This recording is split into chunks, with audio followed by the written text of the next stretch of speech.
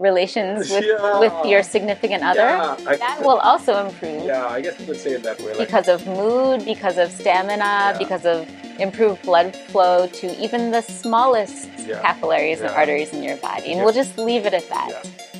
Okay, welcome back to part 2, where we actually go into the timeline of changes that happen when you become whole food plant-based, when you incorporate that into your lifestyle. Yeah, and the way we are looking at timeline, I think timeline can be a few microseconds, could be decades, right? So why don't we start at a very small level and just talk about what happens in a timeline in terms of like within a few minutes, within a few hours, and then we'll go on to long-term ones, which is what interests me most because I think... Because it's there in the medical literature. Yes. Shut up. Okay, so first, believe it or not, your body and hopefully you will notice changes within a few hours of becoming plant-based, of incorporating more plant-based foods into your diet. So especially if you happen to be pre-diabetic or diabetic, the first changes you'll notice is your glucose level. In days... one of the things that I can talk about this is something that you like to talk about a lot, that you noticed when you became plant-based, right? Yeah. Fine. So one of the biggest concerns that I had becoming plant-based was I always like tea, like chai with milk. It had to have milk in it, otherwise I wouldn't drink it. And because of persistent bugging or whatever you want to call it, nudging? Yeah, encouragement? In Yiddish, I think there is a word nudge. Yes. So, so that's in a nutshell what happened, and I started trying. Who would do such a thing to you? Yeah, I know. I wonder about that too. I started trying almond milk, and I was like, no, I'm going to have almond milk only with my coffee because coffee is strong. But I don't know what happened. Like one time, I was like sick and tired of. Okay, fine, we don't have any milk in the house. Fine, I'll try it, and I didn't like it. Second time, I said, it's not okay. Third time, okay, fine, I'll tolerate a little bit. Fourth, fifth, sixth time, and I'm like, okay, this is not bad. And now if you give me chai with milk, I find it very, very, very creamy. I can't drink it. I just cannot drink it. The other day, I was waiting for my motorcycle to get repaired. And the guy offered me some tea, and out of politeness, I took it. I just took like one sip, and I could not drink it. I had to toss it, unfortunately. This is night and day, folks. Night and day. Yeah, and it took me... So what are you getting at that changed? I think, well, okay, of course, I know what changed. It's my taste buds. Right. Because taste buds actually have a life cycle, exactly like your red cells and your other cells in your body. Taste buds also have a life cycle, and supposedly it's like 10-15 days the entire cycle changes. So about 20-25 days or a month, let's say, you will find that your taste buds have changed to accept. I mean, think about if you liked bitter gourd, or if you liked something that you were maybe as a kid you never liked it, and now you love it, right? I mean, how did that happen? You would have probably never drank red wine as a kid, but now hopefully not. But no, I mean, I've noticed the same thing too. When this is a tired old story that I tell everyone. Before I became whole food plant-based, one of my favorite things to eat was paneer.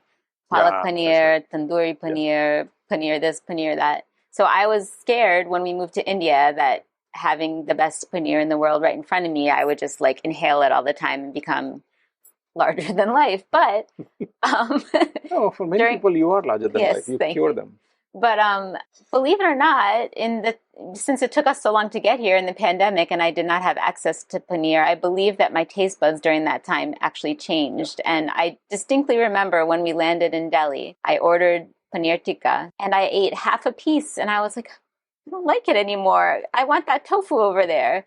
Seriously. So for someone that was so in love with it, and I'm quite a person that loves food, as my husband will tell you. So for someone like me to change my taste buds, it can be done. And a lot of studies actually say 21 days is the time where your taste buds will change.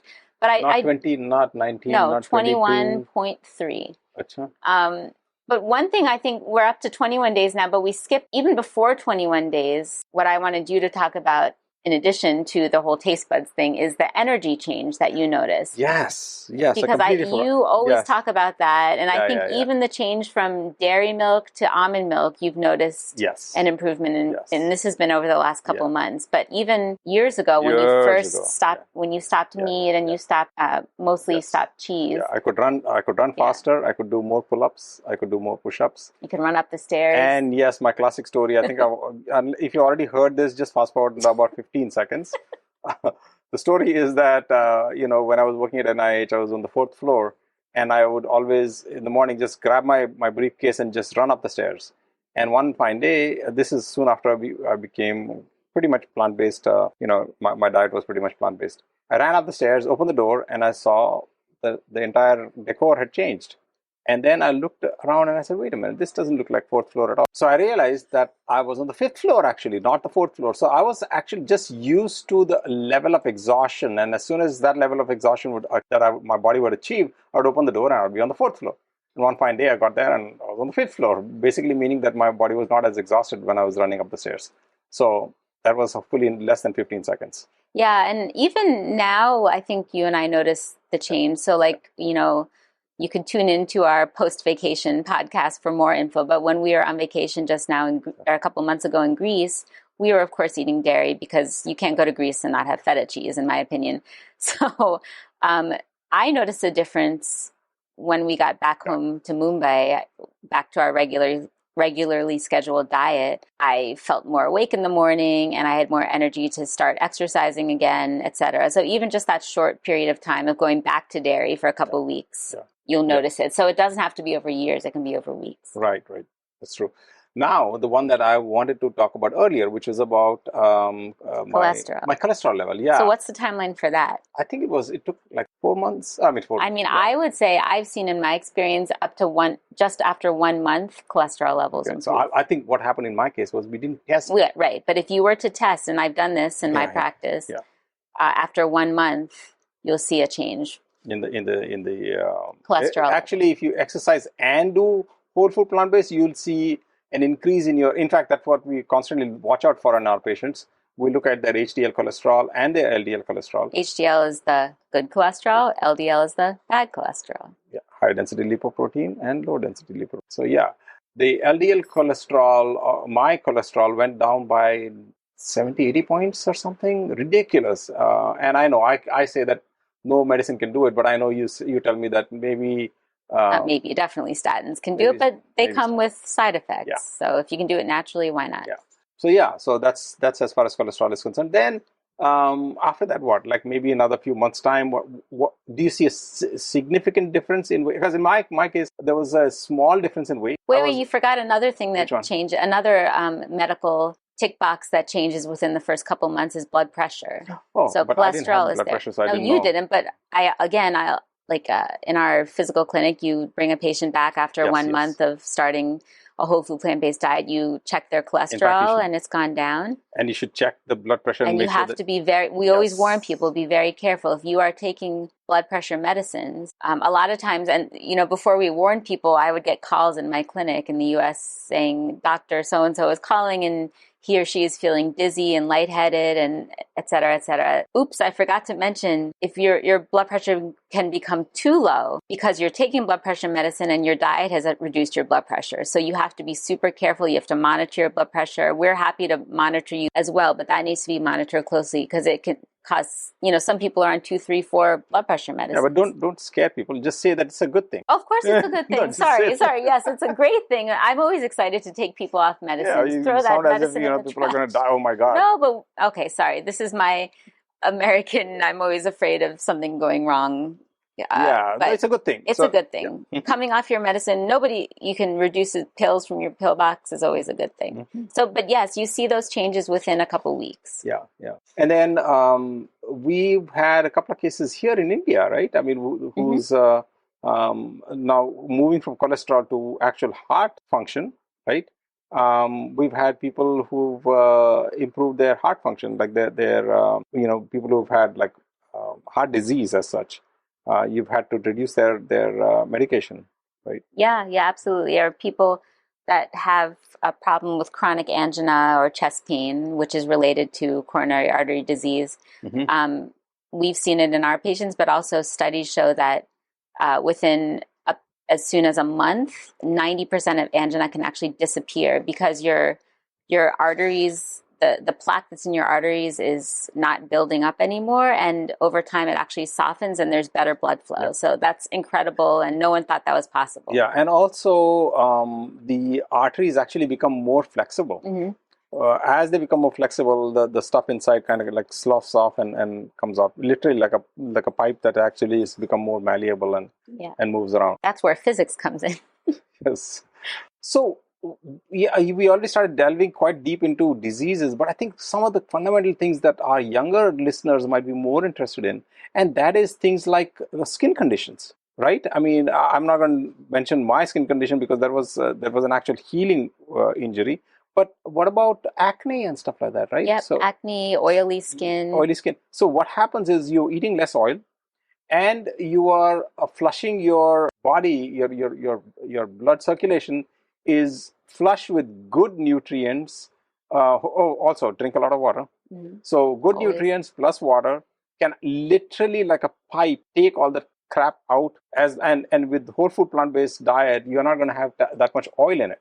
There's very little oil, so therefore less oil gets to your skin also, and your skin starts becoming clearer. I mean, we've seen a marked difference in our patients. We've seen it ourselves. Yeah, I just want to throw in that the other reason that, and we'll talk about this in a little bit, that acne improves is because a lot of times acne, or many times acne, is also related not only to your oil intake, but to hormonal factors too. Mm-hmm. And there's less hormonal imbalance and inflammation. Especially for women. Right, especially for women that may have hormonal acne related to their cycle or related to PCOS, that also improves. But we'll talk about that's a little later on in the timeline. But one thing that you talked about young people, and it's really not just young people, it's everybody. We skipped over the timeline because you'll see this within a couple of weeks is weight loss. Yes, that's right. So that's within important. A couple of weeks, like 2 weeks, 3 weeks, and you start seeing a visible, permanent change in your weight. Yeah, and and we tell people initially it may not be weight, it may be body composition. Mm-hmm. So we always encourage patients to take measurements. Take your waist measurement, take your thigh measurement, take your upper arm measurement. And even if your weight remains the same initially, you will notice that the inches come off. So whichever comes first, everyone's body is different, of course. Some people see weight loss first and some people see inches first. If people are not so inclined to use a measure tape, I guess they can wear see something how your clothes fit. The ones that they're already familiar with, okay, they know, okay, these jeans fit me this way, and I'm wearing it now, and wow, it's loose. Yeah. That kind of stuff. So, okay, what happens in 2 months' time, let's say? After 2 months' time, I think we alluded to this, is inflammation in general goes down. So, unfortunately, animal-based foods have a lot of pro-inflammatory components. Oh, dear scientists, will you like to tell us? Because if I do, then I'll just go on and on forever. So all I'm going to say, suffice it to say, inflammation levels go up. And this is proven in multiple studies, multiple blood markers and imaging, et cetera, et cetera. So underlying most medical conditions and medical ailments is actually inflammation. And that's a huge conclusion that scientists... I wonder if our listeners know that diabetes is actually a type of inflammation. And that's a whole other podcast, but absolutely right. So a plant-based, no processed or a lower processed food and a more plant-based diet equals much less inflammation. Inflammation can lead to joint pain. So many things. Joint pain, back pain, acne, GYN or gynecological issues, sleep issues, mood issues. Exactly. Gut issues. So, I mean, really, most of these, aches and pains and, bad days psychologically are all related to inflammation. So you'll notice changes in these things, improvements in these conditions, various conditions that you may not even realize, hey, I had that and it's gone, and I didn't even know that I had it. Yeah, like that wound that I had. Right. Sorry, I cut you off before. No, that's okay. So in wintertime, I had this bad habit of keeping a heater right next to my ankles when I was working, and for hours I would work, and one particular part of my ankle started getting dry, and didn't really think much about it, and I think it was some kind of a sensitivity, Eczema. yeah, eczema. And I tried to apply some ointments and stuff like that. This is before I became plant-based, I think.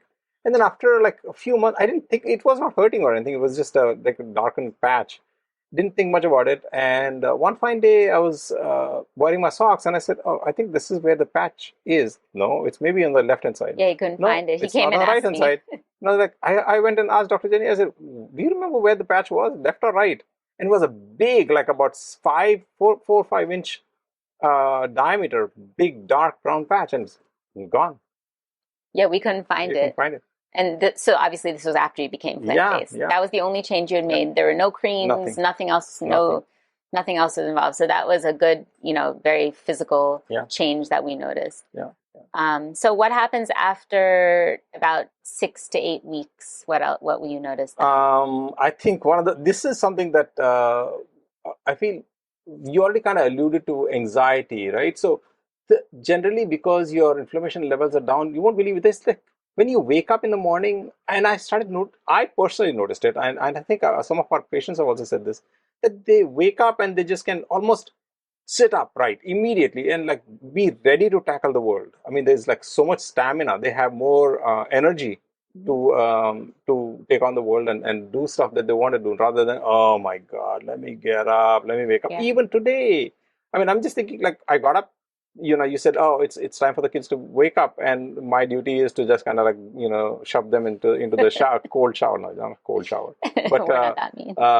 into the shower, and I just jump up and do it, because I don't think that, oh, let me get up and my back is hurting, right. my knees are hurting, or nothing of that sort. Just wake up, and I had a very restful sleep.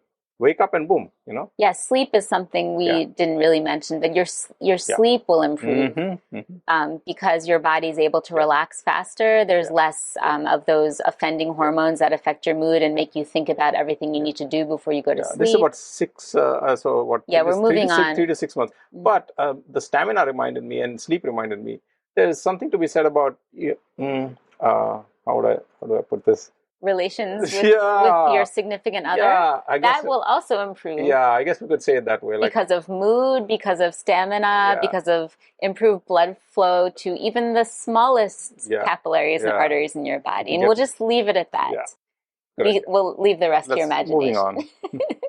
And then finally, what happens after about a year? I think we kind of talked about it earlier.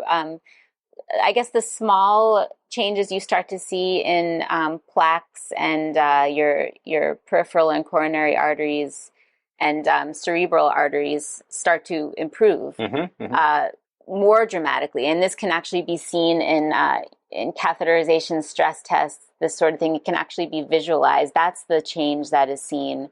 And the exciting, there's a lot of research going on now. I can't believe I said research. I will not go into that, but just know that scientists and doctors are shocked at the changes you see just by changing your diet. So, and then finally, along the lines of research, do you want to talk, just say your one little snippet for the last couple years? So, believe it or not, now this is, they say that if let's say, for example, you've given up meat 5 years ago, and you are, at that time, you were 40 years of age. When you 5 years later, after, giving up meat, your physical, your body age has gone back basically the same number of years as when you stopped eating meat. And that is the observation. The way it happens, and I'll do this really fast. There is something called telomerase. This is an enzyme that, so your DNA, when you have cells growing or multiplying, what happens is your DNA has to be separated out, and then they it's like a zipper that separates out, and other copies of the zipper combines and makes another. So now it goes from 2 to 4, so instantly, right? So by doing a zipper-like mechanism. Each time this zipper-like mechanism is used, what happens is the ends are kind of like, it's like the thread, the woolly part of a thread, or if you take a wool piece of wool that comes out from a sweater. Both ends are fuzzy. That's exactly what they're unraveling. That's exactly what our DNA looks like. DNA and RNA, both of them, they look like that.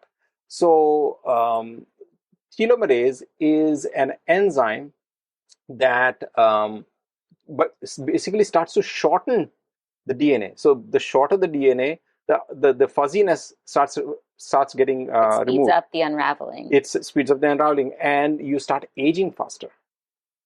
With a whole food plant-based diet, they've shown that the fuzziness of the DNA remains more and more intact. So that tells you that it's not anti-aging, or it's not reversing aging, but I think it's almost slowing like down. It's slowing it down. It's actually slowing it down. And there's more research going on about this. It's very, very cutting edge research. Really interesting and cool. Yeah. I'll shut up about telomerase. I think we've rambled enough. I just want to mention, it's not like whole food plant-based is perfect. Perfect. This is what we need and blah, blah, everything is gone. There are certain things that you need to do, right? Yeah, so there's some things that go away with time and some things that you need to continue. Yeah, so do you want to elaborate on the things that that will go away? The people, need to be aware of? Well, yeah, I mean, since we're talking about the timeline, there's a couple things that not everyone notices, but some people may notice when you're adopting more plant-based foods into your diet. The first thing, this is not, it's probably about 50-50. Some people will experience better bowel movements. If you were someone that tend to be constipated, you will notice that, hey, this is great. I'm feeling better. I don't have to sit in the bathroom for so long, and I'm more comfortable, blah, blah, blah. Unfortunately, temporarily, the other people that maybe tend to be more on the typical bathroom schedule will now notice that they may have bloating. And maybe even some loose stools, some gas. That is possible because your body is adjusting to the significant increase in fiber that you're taking in by eating more plant-based foods. So it can be uncomfortable, but we ask you to just give us about 2 weeks to push through that, and you'll be okay. There's an Australian study that proves that they did a placebo versus I think I've done a video on that. Bloating and gases because of chickpeas and stuff like that can go away. Absolutely. It's I think you and I have experienced it ourselves too. And so that's one thing. But again, it goes away. This is absolutely not permanent. And then the second thing is, I think, again, we talked about it, but whenever you eliminate a food or reduce a food, you will crave it, right? So that as your taste buds change and as your mental health improves, you will absolutely. Can I say something about that? Sure. So, for example, when we went to Greece, right? Yes, there is craving, and I don't know how you manage it because maybe it's so far out in your memory that you don't even think about it. I love, for example, octopus, right? I mean, the last time I had octopus, octopus. Sorry. Okay, fine. Not everybody likes octopus. I like it. I did used to love chicken, though, so you can use that as an okay, fine. You used to love, but you don't do what I do, right? So when the last time I had octopus was last month and a half ago in Greece. I took a small piece of octopus and ate it to satisfy my craving, and I'll probably have octopus, I don't know, another 6 months time or a year's time. It's okay. So that's just one way of that's one way of dealing with the cravings. Yeah, you can deal with it. Yeah. But you are also one of the most disciplined people I've ever met. So if someone's like you, that's fine. But for some people, it can be a slippery slope too. Once you start eating it again, then your taste buds change back. So you have to be careful, and you know yourself. So do whatever works best for you. Sometimes it's just cold turkey is best. So there are things that will improve and go away as you adapt to a plant-based diet, but there are things that you need to continue to do as long as you remain plant-based. Two of those things can be measured in the blood, and those are your vitamin B12 levels and your vitamin D3 levels, D2 and D3 levels. So, fortunately, there are ways to supplement these into your diet, whether it's with fortified foods like fortified plant-based milks where you can get vitamin D, or fortified cereals and grains from B12. You can also take it in pill form or sublingual form or whatever.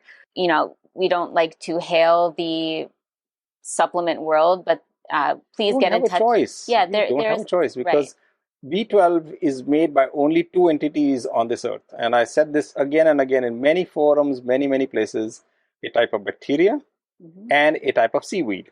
Right. So if you're not a seaweed or that bacteria, you need to ingest it. Whether you are a cow or whether you're a goat or whether you're Exactly. whoever you are, you need to actually. Yeah, I think a lot of people think that B12 is found in meat inherently, but that's actually not true. No, it's from the I hate saying this, but a lot of it is coming from the feces of the cow or whatever, goat or something like that. Okay, what about D3? I mean, I think we've with that B12. Yeah, I mean, I think unless you're spending 100% of your time outside in the sun, which is, I guess, impossible, most people will be D3 deficient. So, like I said, you get it from an outside source. Because when we were tree dwelling, we were very dark and we were absorbing all the D3. So our bodies have evolved and we don't absorb it as well. And there are certain populations. No. Our bodies have not evolved. Our lifestyle has evolved. Yes, sorry. Whatever you say. Okay, moving on. So you need B12, you need D3. Yeah. I want to give an anecdote and an example. A lot of people associate veganism and vegetarianism with iron deficiency. Please take an example, our 4-year-old son, who has been vegan his whole life with the occasional strawberry ice cream thrown in. That's a whole other story. But he's 99.9% vegan. We just had his blood test done. He does not take any iron supplement. And he is the most beautiful CBC, complete blood count, and perfect that I've ever seen. So 5 stars. Iron deficiency anemia in most cases is not associated with plant-based diet. Moving on. Yeah, I think we've given them enough information, I feel. Yes. But, the next thing we should really talk about is, before we do the next thing, we should give them a summary about what we're talking. Yeah, let's do that. So far, because we've had some good feedback about our summaries. Yeah. So since we ramble so much, let's summarize. So in part 1, we talked about the different types of diet and lifestyle changes that are kind of without judgment, that are in vogue right now, and what the differences and similarities of them are, just so you know what actually a whole food plant-based diet is, particularly how it's different from being vegan. And then we talked about what a whole food plant-based diet is in terms of components. And then in part 2, what we did just now, we essentially went through a timeline of how your body and mind changes when you adapt for the better to a whole food plant-based diet. Yeah, I think, and then we also talked about what are the kind of supplements that we really need, like B12 and D3. What a plant-based person and needs. Some of the other issues with plant-based diet, like, for example, bloating, constipation, which do get better. But overall, social life, we didn't hit that. Social life, we should talk, like, people are reluctant to be plant-based because they say, oh my God, I'll not be able to socialize. That's not quite true. I mean, we socialize. I think we're not social outcasts. So, and we can give you hints about exactly how to go about that. If you want that hint, I just remembered, if you subscribe, you get that little hint sheet also. Yeah, how to be a ninja. That's right. Yeah, a health ninja. Bingo. Just go to our website, circeehealth.com/podcast, and you'll see a button that says subscribe. Present your email address, click that button, hit subscribe, and instantly you should be able to get the worksheet. And I just want to say, having a slightly disrupted social life when you first become whole food plant-based is not specific only to that. Anytime you start a new diet or lifestyle change, it's going to be a little difficult to adjust. But we're humans, we can adjust. So now that we've talked about the timeline and what the diets entail and stuff like that, I think our listeners would probably want to know, how do they get there? Nahin? Yeah, I think so. So how about we do the next episode on how do we get from point A to point B, like from some tips, whatever their state that they are in. Maybe you can help them. Sounds fabulous. Okay, let's do that. All right. Thank you, guys. See you then. Bye. Ciao. We really hope you enjoyed our conversation. Can you think about one thing or an idea that you can start to introduce into your own life that will help make your life healthier and less stressful? If you enjoyed today's episode, we'd really appreciate it if you can take a few seconds to share the podcast with your friends and family. Thank you so much for listening. And always remember, your health is literally in your own hands. Making lifestyle changes is not an easy task, but we promise you will be aptly rewarded with a long, healthy, and disease-free life.